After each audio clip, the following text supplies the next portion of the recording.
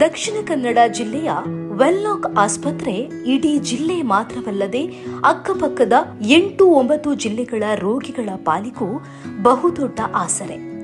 ಈ ಆಸ್ಪತ್ರೆ ಮೊದಲು ಹೇಗಿತ್ತು, 2018ರಿಂದ ಬಿಜೆಪಿ ಸರ್ಕಾರದ ಅವಧಿಯಲ್ಲಿ ಹೇಗಾಯಿತು ಗೊತ್ತಾ?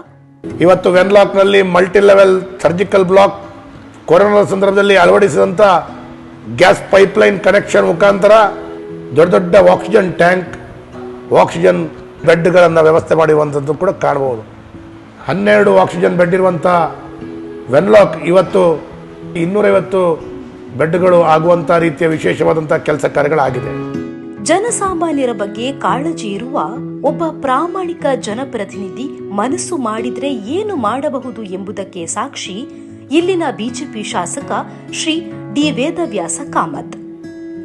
1.5 ಕೋಟಿ ವೆಚ್ಚದಲ್ಲಿ ವಿಎಸ್ಎ ಟೆಕ್ನಾಲಜಿಯ 500 LPM ಕೆಪಾಸಿಟಿ ಇರುವ oxygen generator unit, smart city ಮೂಲಕ 53 ಕೋಟಿ ವೆಚ್ಚದ ಅತ್ಯಾಧುನಿಕ ಸರ್ಜಿಕಲ್ ಬ್ಲಾಕ್, ಡಯಾಲಿಸಿಸ್ ಯಂತ್ರ, ಐಸಿಯು ಹೀಗೆ ಯಾವುದೇ ಖಾಸಗಿ ಆಸ್ಪತ್ರೆಗೆ ಸಮಾನವಾಗಿ ಸೌಲಭ್ಯಗಳನ್ನು ಕಲ್ಪಿಸಿ ಲಕ್ಷಾಂತರ ಬಡ ರೋಗಿಗಳ ಬಗ್ಗೆ ವಿಶೇಷ ಕಾಳಜಿ ತೋರಿದ ಅಪರೂಪದ ಜನನಾಯಕರಿಗೆ ಬಿಗ್ ಹ್ಯಾಟ್ಸ್ ಆಫ್.